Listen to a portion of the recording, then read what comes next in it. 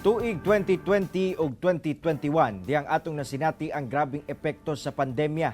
Karong tuiga, anam-anam nang nakabangon ang ekonomiya, ingon man ang turismo sa Mindanao.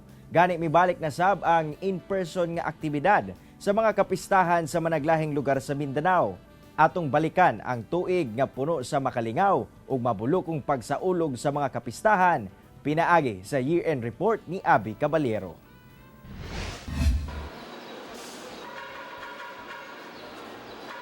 Tungod sa pandemya, ang kapindikada nga mga pagsaulog sa mga kapistahan sa kadalanan sa Mindanao nahimo na lang virtual celebration ug pipila lang ang mitambo.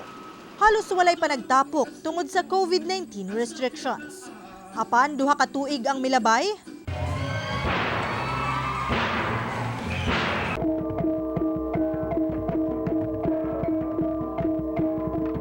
mibalik na ang in-person nga mga aktibidad sa kapistahan dihang miluag na ang COVID-19 restrictions. And 23rd, Tinalak Festival open. Bulan sa Hunyo dihang gisugdan kini sa pagsaulog sa Tinalak Festival sa Coronadal City. Ang South Cotabateños malipayon sa pagbalik sa in-person activity sa Tinalak Festival. Asa usa sa mga highlight ang thematic dance competition. Managlahi ang tema sa mga partisipante apan ang labing importante, mapakita ang mabulukong kultura ug tradisyon sa probinsya.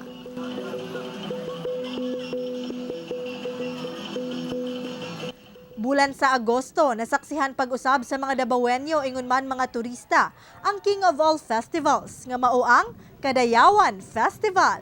Gipangandaman gayod ang pagbalik sa in-person activity sama sa indak-indak.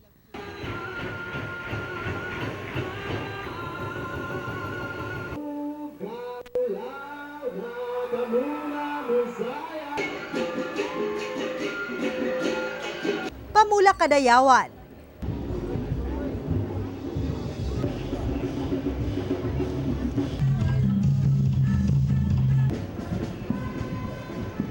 Pitik Kadayawan. Ug uban pa.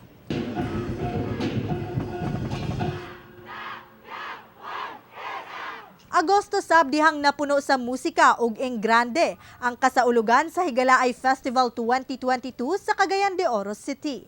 Nahimong highlight sa selebrasyon ang Carnival Street Dancing Competition nga bibong gisalmutan sa matag barangay sa syudad.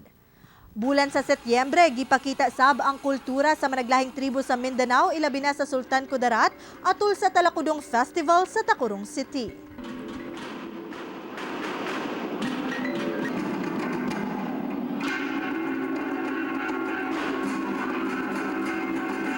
Napuno sab sa kasadya ang bulan sa Setyembre sa General Santos City. Dihang nasaksihan pag-usab sa mga general ang mga kalingawan sa Tuna Festival sama sa cheer dance competition. Duna say libre nga ginakahinamang tuna ug managlahing isda atol sa gipahigayong sugbahan sa dalan. Oktubre sab milagsik pagbalik ang turismo sa Zamboanga City. Dihang gisugdan ang Hermosa Festival alang sa kasaulugan sa kapistahan ni Nuestra Señora la Virgen del Pilar. Pida dinhi ang mga float nga gama sa recycled materials ug uban pang aktibidad.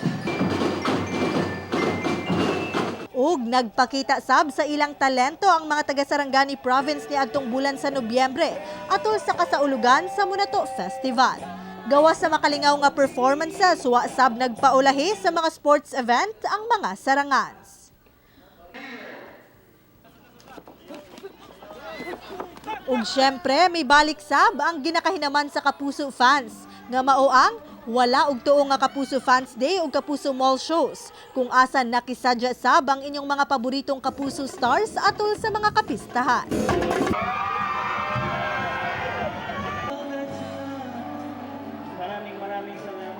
Gawa sa pagbalik sa in-person activity sa mga kapistahan sa Mindanao, may balik na sab ang kahugyaw sa mga tourist destinations. Sanglit ilado ang Mindanao sa mga maanindot nga beach resorts, nature parks, museums ug uban pa. Sa Sorsogon Region, libuan ang mga local ug international tourists ang natala sa Department of Tourism 12 karong tuiga. Sulod sa top 10 most visited tourist destinations sa rehiyon ang Lake Cebu, Glan, Jansan, Alabel, Maasim, Surala, Coronadal City, Tupi, Maitom ug Tacorong City. Dako sab ang paglaom sa DOT nga mobalik na sa normal ang dagan sa turismo sa mga mosunod nga tuig. Dungan sa pagbangon sa turismo, anam-anam sab ang pagbangon sa ekonomiya sa Mindanao. Gani kung do naman mo'y planong travels, iprioridad nato ang pagsuporta sa atong local tourist destinations. Kauban si Gary Balantay sa kamera. Ako si Abby Caballero para sa GMA Regional TV 1 Mindanao Year-End Report.